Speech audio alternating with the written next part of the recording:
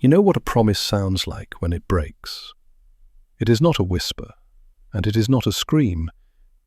It is a sharp, metallic crack that echoes in the pit of your stomach, telling you that everything you worked for is dead weight. In the winter of 1944, deep in the Belgian Ardennes, promises did not mean much. But steel did. And when steel failed, men died. The mud here was not just dirt and water. It was a living, breathing adversary. It was thick, black industrial glue that wanted to swallow the entire American army whole, starting with the boots and ending with the soles. It was late afternoon on December 16th, but the light had already given up, surrendered to a grey, oppressive gloom that blurred the line between the forest and the sky. The temperature was 5 degrees below freezing, turning that sludge into a crusty, frozen trap. In the middle of a narrow, rutted logging road, 3 men were fighting a losing war against gravity. They were not fighting Germans. Not yet. They were fighting a 2.5-ton M2A1 105mm howitzer that had decided it did not want to move another inch. Garrett McCrae, a man whose face looked like it was carved from the same granite as the Appalachian foothills, dug his boots into the slush. He was not a sergeant in his head, he was a foreman, and this was not a retreat. It was a logistical nightmare on a factory floor that had caught fire. He slammed his shoulder against the cold steel of the gun shield, his breath puffing out in white clouds that vanished instantly in the biting wind. Garrett was 35 years old. His hands were stained with grease that would never wash out, black crescents permanently etched under his fingernails from 15 years working the blast furnaces in Pittsburgh. Heave! Put your backs into it. His voice was a gravel bark honed over years of shouting over industrial machinery. Next to him was Ox Lundgren. They did not call him Ox because of his trade back home, though he had been a butcher in Chicago. They called him Ox because, looking at him, you believed it. The man was a slab of meat and muscle, 48 years old, red-faced and steaming in the cold. He was gripping the trails of the cannon, the heavy steel legs used to tow it, and he was pulling with enough force to uproot a tree. Veins bulged in his neck, thick as garden hoses. Stuck deeper than a tick, Sarge. Behind them, at the wheel of the GMC CCWK truck, Irving Kowalski leaned out. Everyone called him Irv. He was 34, thin as a rail, with the nervous energy of a man who had spent 10 years driving a taxi through Brooklyn traffic. The truck was shaking, the big inline-6 engine chugging a rhythmic, nervous beat. Irv's eyes darted to the tree line, scanning the grey horizon where the sound of thunder was getting rhythmically louder. But it was not thunder. It was the calculated walking barrage of German mortars. Thump. Pause. Crash. Each explosion was 100 yards closer than the last. Boss. Those mortar rounds are walking right up the driveway, and we are standing on the front porch. Garrett ignored him. In Garrett's world, you did not leave tools behind. This gun was responsible for keeping his squad alive. Without it, they were just targets wearing green wool. One more time, on 3. 1, 2, 3. They threw their entire existence into that push. Ox roared. The massive gun groaned. The mud sucked at the tires, making a wet popping sound. The wheels began to turn. For a second, they had won. Then came the sound. Crack. It was louder than a rifle shot. The left side of the howitzer collapsed instantly, the wheels splaying out at a grotesque angle. The gun carriage slammed down into the mud. The barrel lurched violently, pointing at the sky. The gun was dead. 2 tons of scrap metal anchored to the frozen earth. Garrett stared at the broken axle. His hands that had signed the maintenance log for this gun carriage 3 weeks ago. His hands that had approved it for field use. She's done, Sarge. Irv's face was pale. Axle snapped clean through. Garrett looked at the jagged metal. Then he looked at Ox, gasping for air. He looked at Irv, shivering in the wet snow. A mortar round impacted less than 200 yards away. Get the thermite. We are clocking out. What? You heard me. Spike it.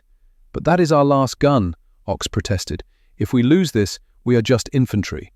Garrett grabbed Ox by the lapels. Look at that axle. We stay here, the Krauts will be on us in 10 minutes. I can requisition another gun. I cannot requisition another crew. Now, spike the breach. Garrett moved first. He scrambled up the gun shield, pulling a thermite grenade from his webbing. He popped the pin and jammed it into the breach mechanism.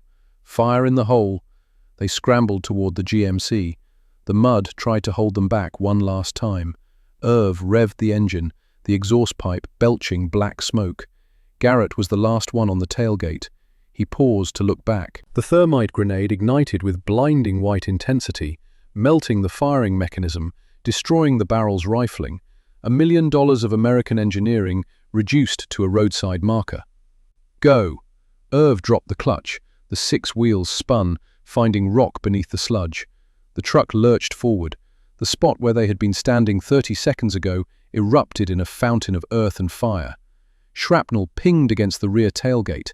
Inside the truck bed, the men were silent. They were alive, but they felt naked. They were artillerymen with no artillery. Just 3 guys in a truck driving into the dark. Garrett lit a cigarette. His hands were shaking. He looked at the empty space in the truck bed, but the gears in his head were already turning. He was thinking about the truck, about something he had seen back at the depot. The barn smelled of wet hay, oxidized metal, and the acrid, biting scent of ozone. It was a hollowed-out shell of a building on the edge of the American line, half forgotten, but currently serving as the only shelter for Garrett's crew. Outside, the war rumbled on, but inside, the silence was heavy enough to crush a man. Without a gun, an artillery crew is just a group of men waiting to be captured or reassigned to infantry, where the life expectancy was measured in days. They sat around a small kerosene heater, staring at the floor. But Garrett was not sitting. He was pacing. His boots crunched on the straw-covered dirt floor. In the corner of the barn, half covered by a tarp, lay the barrel and breech of a salvaged 105mm howitzer, a donor organ stripped from a wrecked position. It was heavy, cold, and useless without a carriage to tow it. Garrett stopped. He looked at the gun barrel. Then he looked at their GMC truck, the engine ticking as it cooled down. He walked over, running his hand along the steel frame rail underneath the cargo bed. He tapped it with his knuckles. Solid American steel. "Ox, wake up, I need your eyes." Ox looked up, rubbing soot from his face. "What is it, boss?" Garrett pointed at the gun barrel in the corner. "We are putting that on this." The silence shifted from depressed to confused. Irv laughed nervously. "You hit your head? That gun kicks like a mule. You bolt that to the bed and the recoil will tear the transmission out. You will snap the truck's spine." "I know. That is why we do not bolt it to the bed. We bolt it to the frame. But we do not just bolt it, we brace it." Garrett grabbed chalk and crouched down, sketching on the dirt floor. "We reinforce the chassis with I-beams, weld them here and here, turn the ladder frame into a solid block. Then we deal with shock absorption." Ox leaned forward. "How?" "The springs are shot. We do not use springs. We use dead weight. I saw railroad ties at the depot. Oak, 6 inches thick. We line the truck bed with them. That distributes the downward force. Then we pack sandbags between the gun mount and the cabin." Ox stood up, walking to the chalk drawing. He traced the lines with his boot. "You are talking about turning the recoil energy into motion. The whole truck will roll backward when we shoot." "Exactly. It will not break if it moves. Action and reaction. We let the truck take the punch." For a moment, nobody moved. The idea was insane. A court-martial offense to modify government property. Ox cracked a grin. "I will need the acetylene torch, and every scrap of steel we can find." Irv stood up, shaking his head. "This is the United States Army. There are regulations, procedures." Garrett turned to face him. "You are right, and those manuals say we are supposed to have a functioning howitzer, but we do not. The manual does not cover what happens when the equipment fails and the enemy does not stop. So we improvise. And when Captain Morrison finds out, then I will be in Leavenworth. But those boys on the line will have fire support tonight." The barn fell silent. Irv looked at Garrett, at Ox, at the chalk drawing. He thought about his wife in Brooklyn, about the baby she was carrying. He exhaled slowly. "All right, Sarge, but when this blows up, I am blaming you." "Fair enough. Get to work." For the next 6 hours, the barn transformed into a hellscape of industry. Garrett was the surgeon. The blue light of the arc welder flickered like lightning, casting dancing shadows. He was under the truck, showering himself in sparks, fusing steel beams to the chassis, stiffening the backbone until it was rigid enough to hold a bridge. The air inside the barn turned thick with smoke and heat. Garrett's lungs burned with each breath. Ox was the crane. He moved with terrifying energy, hoisting massive oak railroad ties onto his shoulder and slamming them down onto the truck bed.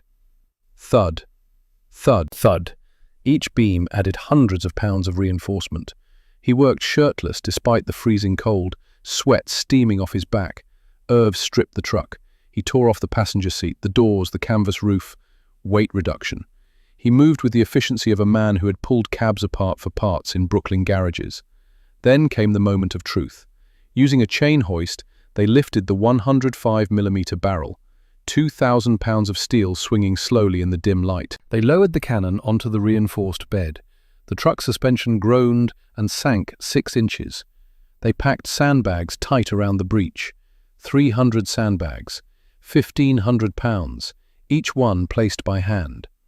When the sun began to bleed grey light through the barn wood, they stepped back. It was ugly, a Frankenstein monster of wood, rubber, and ordnance. The gun sat facing rearward over the tailgate, looking far too big for the truck carrying it. Garrett wiped his hands on a rag, his face smeared with soot. He walked around the vehicle, checking the welds, kicking the tires bulging under the immense load. He climbed up, racking the bolt. It clacked shut with a heavy, satisfying sound. "It is a death trap," Irv whispered. "No, it is a job site, and we are behind schedule. Load up." Before they could move, the barn door swung open. Cold air rushed in. Standing in the doorway was Captain Morrison. Morrison was a West Point man, 38 years old. He carried a clipboard everywhere. He believed in regulations the way some men believed in God. He stood there, staring at the monstrosity before him. "Sergeant McCrae, what in the name of all that is holy have you done to my truck?" Garrett stepped down. He did not salute. Too tired. "Improvised fire support, sir. We lost the gun. I built a new one." Morrison walked slowly around the GMC, eyes wide. He touched one of the welds, looked at the sandbags, looked at the massive cannon barrel. "This is unauthorized modification of government property. This is a violation of Field Manual 640. This is a court-martial offense. Yes, sir. You cannot just weld a field gun to a truck and expect it to work." "No, sir." Morrison stopped, turned to face Garrett. "Are you telling me this will not work?" "I am telling you I do not know, sir. We have not tested it yet." Morrison's jaw clenched. From outside, the sound of small arms fire echoed. The Germans were close. Morrison pulled a paper from his clipboard, read it. His face went pale. "Division just sent new orders. German armor is pushing toward Bastonia. We need every available gun on the line by December 19th at 0600 hours. He looked at Garrett. "That gives you 62 hours, Sergeant. If this contraption fails, if it kills someone, you will spend the rest of this war in a military prison. Do you understand?" "Yes, sir." "And if it does work?" "If it works, sir, we finish the job." Morrison stared at him for a long moment, then nodded once. 62 hours, McCrae, not a minute more." He turned and walked out, disappearing into the grey morning. The 3 men stood in silence. The weight of the deadline settled over them. Ox cracked his knuckles. "Well, boss, guess we better find out if she shoots." Garrett looked at the ugly creation. He thought about promises that break with a metallic crack. He thought about the welds he had just made, each one stronger than the last. Yeah, let's see if I got it right this time. At what point does failure become the blueprint for victory? When does a man look at broken metal and see not the end, but the beginning? The answer is simple: when he has no other choice. When the only thing left between him and the grave is the strength of his own two hands. The depot was 3 miles northeast, Tucked into a fold of forest the front line had rolled past 2 weeks ago. It had not been abandoned, it had been forgotten. The kind of forgotten that happens when armies move fast and logistics cannot keep up. Garrett, Ox, and Irv approached it just after midnight on December 17th. The temperature had dropped to 8 degrees below freezing, the kind of cold that made your teeth ache. The depot was a collection of wooden sheds And rusted Quonset huts arranged around a rail siding. In the moonlight, it looked like a graveyard for machinery. Garrett stopped at the tree line, studying the scene, looking for sentries, for signs of occupation, for tripwires. Nothing moved. Clear. They moved in low and fast. Ox carried a pry bar. Irv had a flashlight with red cellophane taped over the lens. Garrett had his welding goggles pushed up on his forehead and a mental list. The first shed held rations, useless. The second held ammunition for guns they did not have. The third was locked with a heavy padlock. Ox jammed the pry bar into the hasp and leaned his 240 pounds into it. The wood splintered with a crack. They froze, listened. Nothing. Inside, the shed smelled of machine oil and rust. Irv swept the red light across the contents. There. Stacked against the back wall were 6 steel I-beams, each one 8 feet long, 6 inches deep. Construction grade. Each one weighed close to 200 pounds. Ox grunted. He grabbed the first beam, hoisted it onto his shoulder, and walked out. His breath steamed. He looked like a man carrying a steel crucifix. Garrett and Irv found the railroad ties behind the fourth shed, stacked near the rail siding. White oak, 6 inches thick, 8 feet long. Each one weighed over 100 pounds. We need 8. Irv looked at the pile. You know we are stealing from the United States Army, right? Garrett picked up the first tie, grunting under the weight. I will turn myself in after we win the war. They worked in silence for the next hour, ferrying materials back to the barn. Ox made 4 trips, carrying an I-beam each time. Garrett and Irv hauled the railroad ties 2 at a time, their shoulders screaming. By the time first light touched the horizon, they had everything, and they had not been caught. The real work began at dawn on December 17th. Garrett crawled under the GMC with chalk, marking the frame rails where the stress points would be. He had done this before, not with trucks, not with artillery, but in Pittsburgh he had reinforced crane gantries, calculated load distribution, welded structural steel that held tons of molten iron suspended over men's heads. He knew that force did not disappear, it only moved. The recoil from the 105mm would generate roughly 12,000 pounds of backward thrust in a fraction of a second. That energy had to go somewhere. If it went into the frame would crack. If it went into the ground, the truck would flip. But if it went into motion, if the truck was allowed to slide backward, the energy would dissipate over distance. Physics did not care about regulations. Physics was honest. He lit the acetylene torch. The flame hissed to life, a sharp blue cone of heat. He adjusted the oxygen mix until the flame turned white hot, then pulled down his welding goggles. He began to weld. The first I-beam went along the left frame rail, running from front axle to rear. He tacked it in place, then ran a continuous bead, melting the beam into the frame until they became one piece of metal. The weld pool glowed orange, then yellow, then white. Sparks showered onto his chest, burning small holes in his uniform. The smell was overwhelming. Superheated metal, burning flux, the ozone tang of arc lightning. He welded with the patience of a surgeon and the speed of a man who knew the clock was running. Ox fed him steel, held pieces in place while Garrett tacked them, brought water when the torch overheated. He did not speak, just worked, the way a good crew does. Irv prepared the truck bed. He laid down the railroad ties in a tight grid, fitting them like puzzle pieces. Then he began filling sandbags. Scoop, tie, stack. His hands moved in a trance. By 3 in the afternoon on December 17th, the frame was reinforced. 12 separate welds, each one inspected, each one true. Garrett crawled out from under the truck. His face was black with soot. His hands were raw. He stood slowly, his back protesting. Now comes the hard part. Using the chain hoist, they lifted the 105mm barrel again. It swung slowly. They lowered it onto the bed, centering it over the reinforced frame. Garrett bolted it down, not to the wooden bed, but directly to the steel beams underneath. 8 bolts, each one torqued down until the wrench would not turn anymore. Then he stepped back and looked at it with a welder's eye. The gun sat too high. The center of gravity was wrong. When it fired, the moment of force would try to flip the truck forward.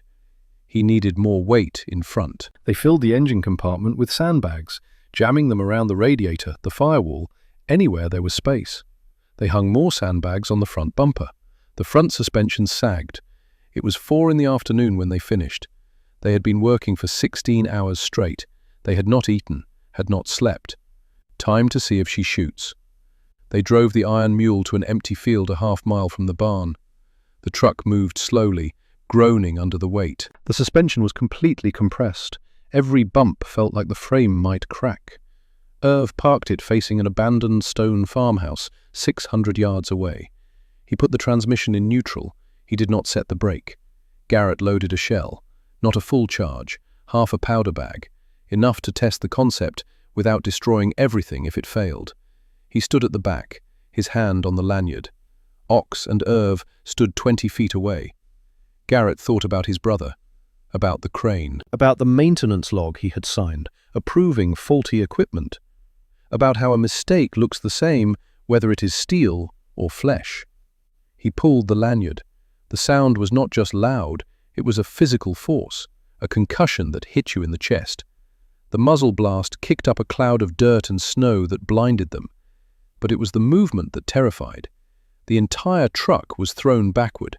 The front wheels lifted off the ground, rising 2 feet into the air. For a heart-stopping moment, the truck hung there, balanced on the rear axle. Then it came down. Not gently, it slammed down with a crash. There was a sound like a rifle shot, metal screaming. Then, silence. The truck had rolled backward 12 feet.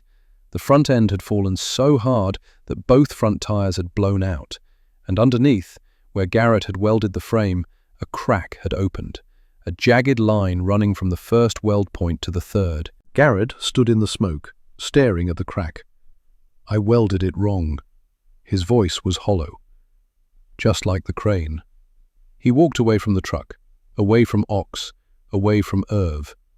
He walked to the edge of the field and stood there, alone. The farmhouse they had aimed at was untouched. The shell had gone wide by 50 yards. Ox walked over. He stood next to Garrett but did not speak, just stood there, solid as an oak. "It is not the same, boss." "What?" "Your brother, that crane." That was not your fault. "I signed the inspection log." "You signed what the maintenance crew told you to sign. You did not build the crane. You trusted men to do their jobs. That is not a crime." Garrett was silent. The wind cut across the field. "And this?" He gestured at the broken truck. Ox looked at the iron mule. "This is different, because this time you know where you failed. You know what is wrong. You can fix it." Garrett turned to look at him. "The frame is cracked. The welds failed." "The welds did not fail, boss. Look at them." Ox walked back to the truck and pointed. "Your welds are solid, every single one. What failed was the frame itself. You put all the reinforcement on the outside of the rails. When the force hit, it compressed the frame from the inside. You need to weld on both sides, inside and outside. Make it a box." Garrett walked over. He looked at the crack. Ox was right. The welds had held. It was the unreinforced section between them that had buckled. He ran his hand along the frame rail, thinking, calculating, inside and outside. 12 points becomes 24. We do not have enough I-beam. Use angle iron. Use channel steel. The principle is the same. Make it a box. Trap the force. Garrett looked at Ox, really looked at him. This giant who understood structural engineering. "Where did you learn this?" "My father built ships. Bremerhaven, before we came to America. He used to say, a hull is just a box that refuses to let the ocean in." Garrett allowed himself a small smile. Your father was a smart man. He was a drunk, but he was a smart drunk. They worked through the night of December 17th into the morning of December 18th. Garrett cut the cracked section out and replaced it with 2 pieces of channel steel, welded inside and outside the rails. Then he added gussets, triangular pieces that distributed the force across multiple points. He welded slower this time, more carefully. Each bead was inspected before he moved on. He was not building for speed, he was building for certainty. Irv scrounged new tires from another truck. Ox rebuilt the sandbag arrangement, adding more weight to the front and sides. By dawn on December 18th, they were ready to try again. This time, Garrett loaded a full charge, a complete powder bag. If it was going to fail, he wanted to know now. He stood at the lanyard. His hand was steady. He pulled. The roar was apocalyptic. The smoke was blinding.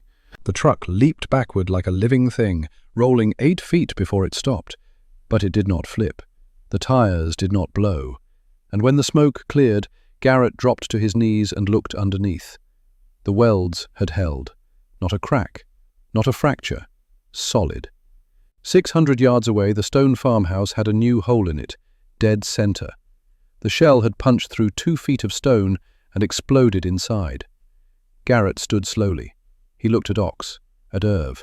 Ox walked over and put a massive hand on Garrett's shoulder. "You did it, boss." "We did it," Garrett corrected. He looked at the iron mule sitting there in the snow. Ugly, brutal, functional. She works. Captain Morrison arrived at noon. He had heard the explosions from 3 miles away. He stood in the field, staring at the truck with the massive gun. He looked at the farmhouse with the hole in it. He looked at the 3 men covered in grease and exhaustion. "Does it work?" "Yes, sir." Morrison walked around the vehicle. He kicked the tires. He looked at the welds. He climbed into the back and examined the gun mounting. "This is the ugliest thing I have ever seen, Sergeant McRae." "Yes, sir. It is also the most beautiful." Morrison climbed down. "I am naming it officially, the Iron Mule. Battery designation Mike Charlie 1. You have 8 rounds of armor-piercing ammunition. Use them wisely." He handed Garrett a folded paper. "New orders. German armor confirmed moving toward Bastogne.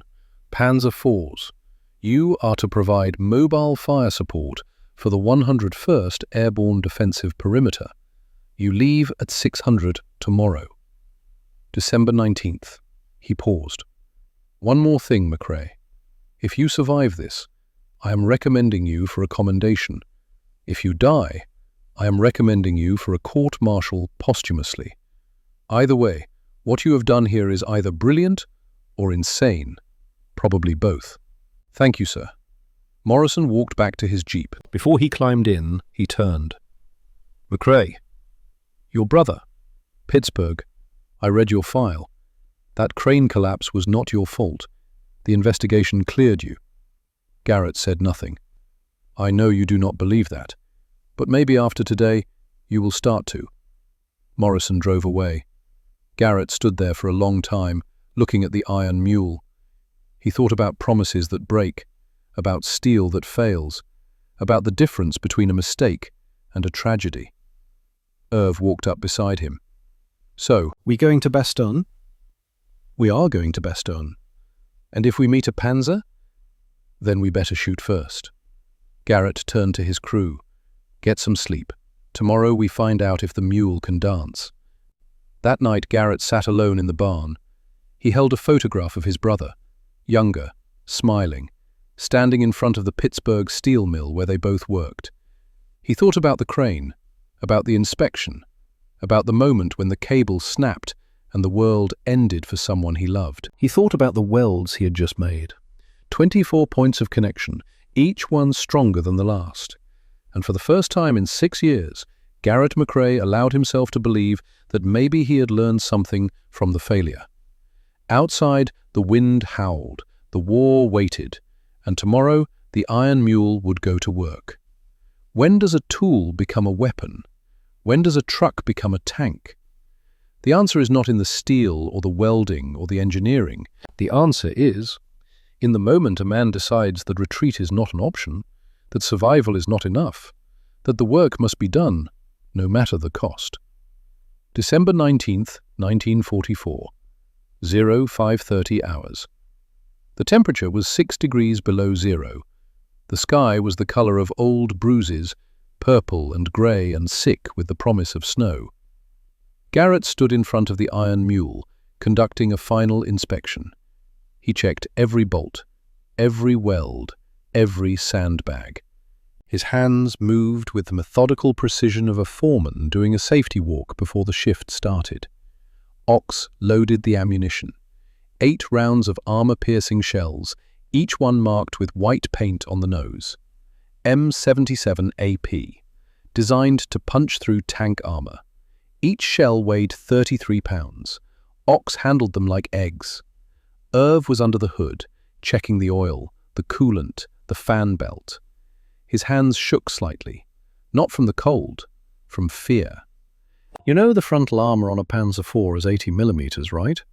Irv said, his voice muffled. "And our gun can only penetrate about 40 millimeters head-on." "I know. So if we meet one and we are facing it, then we do not face it. We shoot from the side, or the rear, 15 millimeters. We can punch through that. And if we do not have a choice, then we make a choice. We find another way." The sound of a jeep interrupted them. Morrison pulled up. He climbed out, breath steaming. "Gentlemen, your orders." He handed Garrett a sealed envelope. "The situation at Bastogne is deteriorating. The 101st Airborne is surrounded. Germans pushing from all sides. We have confirmed at least 3 Panzer IVs in the area. Your mission is to provide mobile artillery support, harass enemy positions, disrupt supply lines, and if you encounter armor, avoid engagement if possible. Your gun was not designed to fight tanks." "Understood, sir." Morrison looked at the Iron Mule again. "At the welds. I do not know if what you built here is genius or madness, McRae, but it is all we have. Make it count." "We will, sir." Morrison started to walk back, then stopped. "One more thing. Division wants a name for the official log." I told them. Battery Mike Charlie 1, the Iron Mule, seemed appropriate. After Morrison left, the 3 men stood in silence. The weight of the mission settled over them like the cold. Garrett climbed into the back of the truck. He sat down on a sandbag, his back against the gun shield. He pulled out a photograph. Not of his brother this time, of his crew, taken 3 months ago, before the Ardennes. They were smiling, young, alive. He put the photograph back in his pocket. "Mount up, we have a delivery to make." The road to Bastogne was not a road, it was a suggestion. A frozen creek bed that wound through dense forest, barely wide enough for the Iron Mule to pass. The trees pressed in from both sides, branches heavy with snow, forming a tunnel of white and black. Irv drove slowly, fighting the wheel. The truck was so heavy it sank 8 inches into the mud beneath the frozen crust. Every 100 yards they had to stop while Ox jumped out and cleared the path, pushing fallen branches aside, filling ruts with stones. The snow began to fall, thick, wet flakes that stuck to everything, building up on the windshield faster than the wipers could clear it. 2 miles from Bastogne, the road descended into a valley. What should have been solid ground was a bog. The recent thaw had turned the low area into a swamp that had then frozen over. But the ice was not thick enough to hold 6 tons of truck and artillery. Irv stopped at the edge. "Boss, we go down there, we are not coming back up." Garrett stood in the truck bed, surveying the terrain. The valley was 200 yards wide. The ice was dark, which meant water underneath. The far side rose steeply, a frozen mud slope covered in snow. No choice. The only other route adds 6 hours. We do not have 6 hours. He climbed down and walked to the front. "Irv, you are going to drive steady. Do not stop. Do not slow down. The moment you stop, we sink. Momentum is everything." Irv's face was pale. "Yeah, momentum. Got it. Ox, you are in the back with me. When we hit the slope on the far side, you throw your weight forward. Every pound counts." Ox nodded. Garrett climbed back into the truck bed. He grabbed the gun shield, bracing himself. "Go." Irv eased the truck forward. The front wheels touched the ice. There was a crack like a rifle shot. The ice held. Barely. The truck crept forward. 10 yards, 20. The ice groaned under them. Garrett could hear water moving beneath the surface. Halfway across, the rear wheels broke through. The back of the truck dropped 6 inches. Water surged up around the tires. Do not stop. Irv kept his foot steady. The engine roared. The wheels spun, throwing up spray that froze instantly. For a terrible moment they hung there, balanced between forward motion and sinking. Then the tires found purchase. Rock beneath the mud. The truck lurched forward, pulling itself out. They reached the far side and hit the slope. Now, ox. Both men threw themselves forward, adding their weight to the front. The engine screamed. The wheels clawed at the frozen mud. Inch by inch they climbed. At the top, Irv pulled onto solid ground and stopped. He was shaking so badly he could barely hold the wheel. Never again. Never doing that again. Garrett looked back at the valley. Their tracks were already filling with water. Let's hope you do not have to. They were a mile from Bastogne when Irv saw it, a German roadblock. SDKF Z251 half-track, MG42 machine gun, 6 soldiers huddled around a fire. Boss, we cannot go around. The bog is behind us. The forest is too thick on the sides. Garrett looked at the roadblock, looked at the iron mule. The gun pointed backward. They could not shoot forward. Unless... Irv, stop the truck. Point it away from them. What? Point the tailgate at them. We shoot backward. They will shoot us while we turn around. Then turn fast. Irv spun the wheel. The truck skidded in a half-circle, spraying snow. German bullets pinged off the sandbags. The soldiers were scrambling for their weapons. Ox loaded. Garrett pulled the lanyard. Boom! The half-track disintegrated.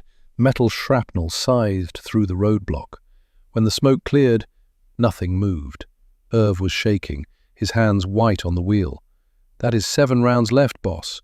I know. Keep driving. Bastogne appeared through the snow like a ghost. The town was burning, not with the bright orange of fresh fire, but with the dull red of embers that had been burning for days. Smoke rose in lazy columns, mixing with the falling snow. They could hear the fighting, the crackle of small arms fire, the thump of mortars, and underneath it all, a deeper sound, the grinding rumble of tank engines. Garrett signaled Irv to stop at the tree line. He climbed out and moved forward on foot, staying low. From the edge of the forest, he could see the town square. And in the center of that square, blocking the only road out, sat the monster. A Panzer IV, dark grey, turret rotating slowly, scanning for targets. The long 75mm gun swept across the buildings like a predator's gaze. Garrett watched it for 5 minutes, studying, calculating. The tank was positioned perfectly. Any approach from the front meant certain death. The armor was too thick, but there was an alley, narrow, barely wide enough for a cart. It ran along the eastern edge of the square, behind a row of destroyed buildings. If they could get into that alley, if they could navigate it without getting stuck, they would come out behind the tank. And the rear armor was only 15mm, a big if. He returned to the truck. There is a Panzer, centered in the square. We cannot go through it. Can we go around? Irv asked. No, but we can go through an alley that comes out behind it. Irv looked at the iron mule, at its width. Boss, that alley, how wide? Narrow. How narrow? We are going to lose the mirrors. We are going to lose more than the mirrors. We get stuck in there, we are dead. That tank will turn around and fire down the alley, and we will be trapped. I know. Then why are we doing this? Because 200 men are trapped in this town. Because they need us. Because this is the work. Garrett climbed into the driver's seat. It surprised both Ox and Irv. Boss? I am driving this one. Irv, you are on the gun. If we make it behind that tank, you pull the lanyard. Do not wait for my order. Do not hesitate. You see the engine grating, you fire. Understood? Irv swallowed hard. Understood. Ox, you load, fast as you have ever loaded. Ox climbed into the truck bed, positioning himself next to the ammunition rack. Ready, boss. Garrett started the engine. It coughed once, then caught. He could feel the vibration through the steering wheel, could smell the diesel exhaust. He thought about his brother, about the crane, about promises that break and welds that hold. He put the truck in gear. Here comes the payday. The iron mule rolled forward, picking up speed. Garrett aimed for the mouth of the alley. It looked impossibly narrow. They hit the entrance at 15 miles per hour. The side mirrors exploded instantly, ripped off by brick walls on both sides. The metal fenders screamed as they scraped stone. Sparks flew. The sound was deafening. Garrett fought the wheel. The alley was not straight. It curved slightly to the left. He had to correct constantly, feeling the truck scrape first one wall, then the other. The gun barrel behind him was dragging along the right wall, gouging deep furrows in the brick. "Left! Left!" Ox shouted from the back. Garrett yanked the wheel. The front end cleared a pile of rubble by inches. The radiator began to steam. The constant scraping had torn a hole in it. Hot coolant sprayed onto the engine block, creating a white fog that poured into the cab. "Keep going!" Garrett could not see more than 10 feet ahead. He was driving by feel, by sound, by prayer. And then they were through.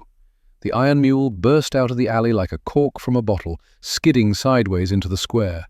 They were behind the Panzer, 25 yards away, close enough to see the exhaust pipes, close enough to see the commander's hatch starting to rotate. "Fire!" Ox slammed the armor-piercing shell into the breech.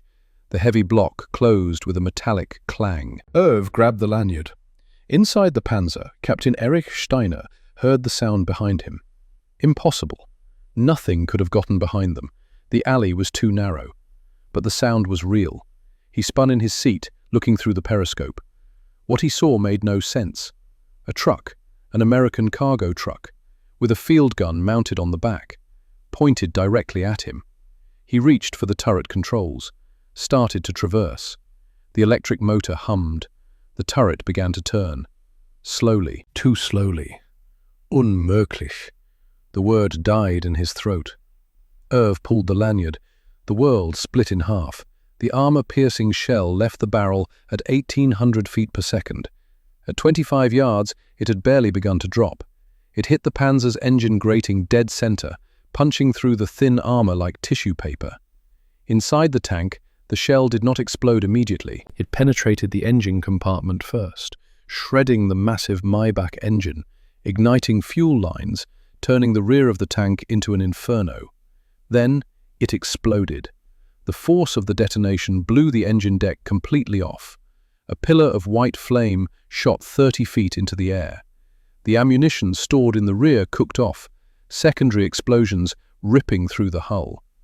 But the Panzer's gun was still turning, still traversing. The barrel was almost pointing at the iron mule when the internal fire reached the main ammunition storage. The tank came apart from the inside. The turret lifted off the hull, spinning slowly in the air before crashing down 20 feet away. The hull split along the welds, spilling burning fuel and molten metal onto the cobblestones. Garrett sat frozen in the driver's seat, staring at the burning wreck. His hands were locked on the steering wheel. His ears were ringing so badly he could not hear anything except a high-pitched whine. Slowly he became aware of movement. Ox was climbing out of the truck bed. Irv was sitting on the running board, his head between his knees. Garrett tried to open the door. His hands would not work. Ox appeared at the window. He reached in, pulled the door handle, and helped Garrett out. Garrett's legs almost gave out. Ox caught him. "Easy, boss, easy." They stood there in the falling snow, watching the Panzer burn. The heat was intense, even from 25 yards away. From the buildings around the square, American soldiers began to emerge. Paratroopers from the 101st. They looked like ghosts, thin, exhausted. They stared at the burning tank, at the ugly truck with the massive gun, at the 3 men who had appeared from nowhere and killed a dragon. A jeep pulled up. A colonel climbed out. He walked over to Garrett. "Who are you?" "Artillery. Mobile support. Battery Mike Charlie 1. The colonel looked at the iron mule, at the welds, at the sandbags, at the gun barrel still smoking. "This is the ugliest thing I have ever seen, Sergeant." Garrett managed a weak smile. "Yes, sir, but she does good work." The colonel walked around the truck. He stopped at the back, looking at the gun mounting. "How many rounds do you have left?" 6, sir." The colonel nodded slowly. "We have 2 more Panzers somewhere in the town. If you can find them—" "We will find them, sir." "No, you will not." The colonel's voice was firm. "Look at your truck, Sergeant. Your radiator is destroyed. Your frame is cracked. You have lost both side mirrors and half your fender. You made your delivery. You killed a tank that was killing my men. The shift is over. Stand down." Garrett looked at the iron mule. The colonel was right. Steam poured from the engine. The frame had a visible crack along the left rail. "Yes, sir." "Good. Get your men to the aid station. Get them warm. Get them fed." The colonel started to walk away, then turned back. "What did you call it?" "The iron mule, sir." The colonel smiled. Not a happy smile. The smile of a man who understood what desperation looked like when it got its hands on a welding torch. Appropriate. That night, they sat in a basement command post, wrapped in blankets, drinking coffee that tasted like motor oil. Around them, paratroopers came and went, carrying ammunition, reports, wounded men. The 3 men sat together, not speaking. The adrenaline had drained away, leaving only exhaustion.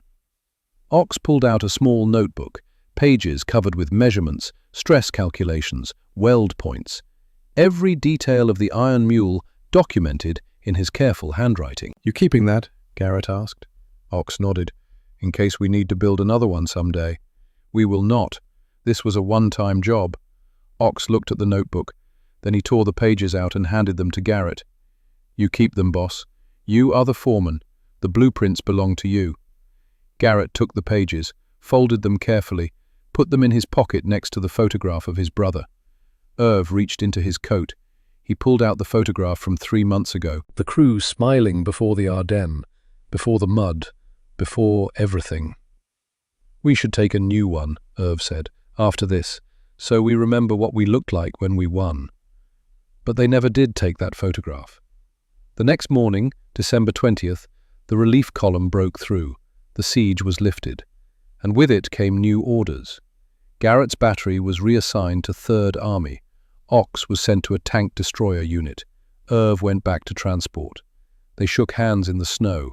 No words. Just the grip of men who had built something together, who had made it work, who had survived. They never saw each other again.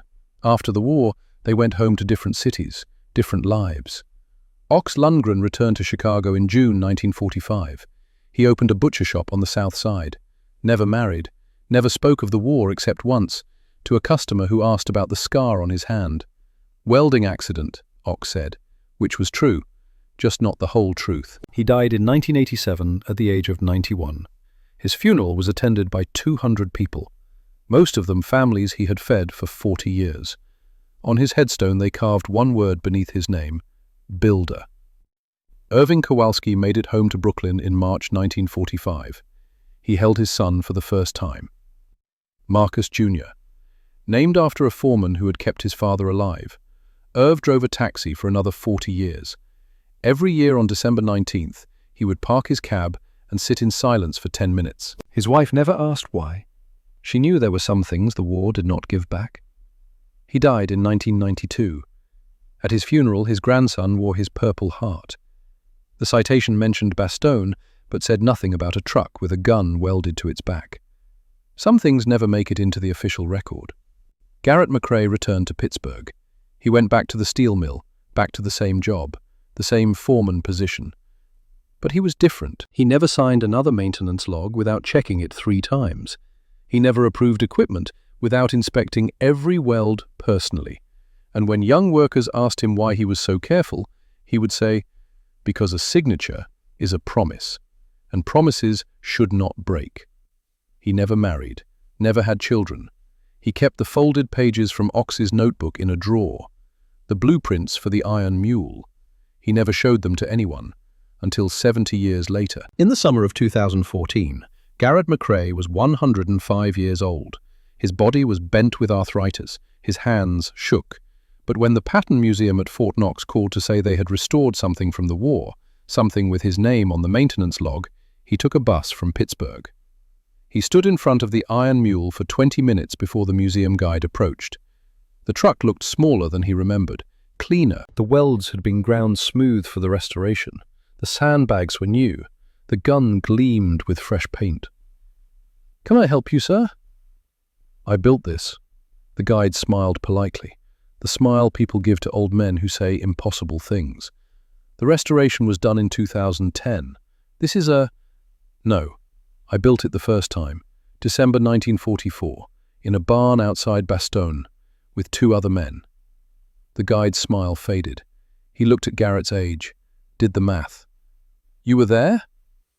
"I was the foreman." That afternoon, the museum held an impromptu gathering, 50 people, mostly veterans, mostly old. They asked Garrett to speak. He stood at a microphone, looking at faces that understood. He told them about the mud, about the axle that broke, about the choice between retreating or building something new. He told them about Ox, who understood that a hull is just a box that refuses to let the ocean in.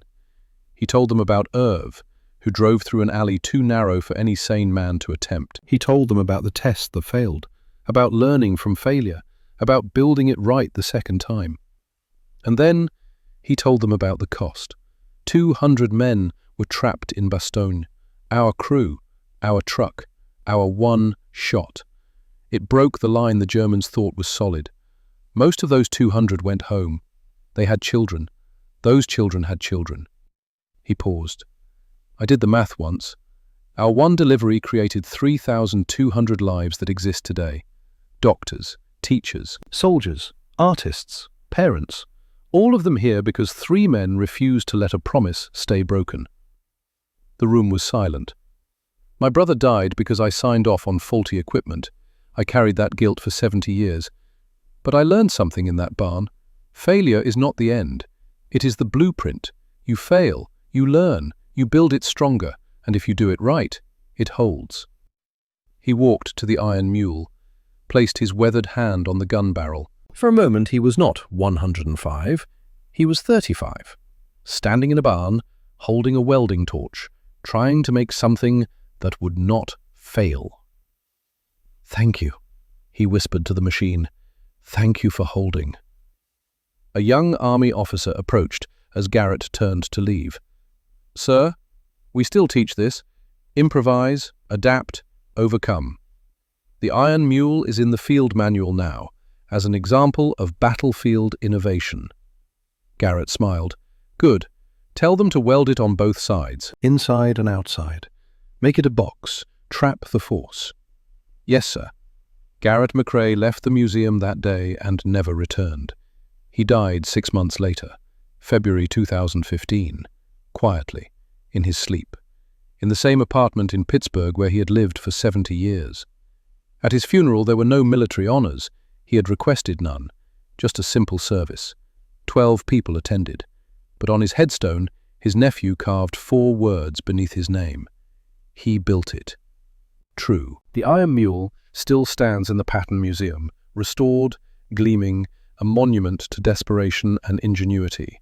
Next to it, the museum added a new plaque in 2015, the Iron Mule, improvised self-propelled artillery, Bastogne, Belgium, December 19, 1944, built by Sergeant Garrett McCrae, Pittsburgh Steel, Corporal Ox Lundgren, Chicago, Private First Class Irving Kowalski, Brooklyn Record, 1 delivery, 1 shot, 1 Panzer IV destroyed, 200 soldiers saved, 3,200 lives created. A promise broken can be welded back together, stronger than before, if you build it true.